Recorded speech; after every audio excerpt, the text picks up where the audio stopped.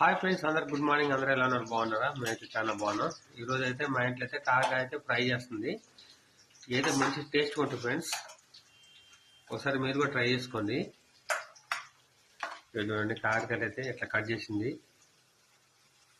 ఇట్లా కట్ చేసి కొంచెం ఇట్లా వేగిన తర్వాత అట్లా వేసి మన ఇటు చేస్తుంది. ఇవన్నీ కలుపుతాం. మళ్ళా టేస్ట్ మాత్రం మస్తు ఉంటుంది. పొద్దున్నే ఈ పని అయితే పెట్టుకుంది. టీ తాగింది, అయిపోయింది. నేను కూడా టీ తాగాను. పిల్లలు అయితే రెడీ అవుతున్నారు. నేను కూడా రెడీ అయితే డ్యూటీకి అయితే వెళ్ళాలి ఫ్రెండ్స్.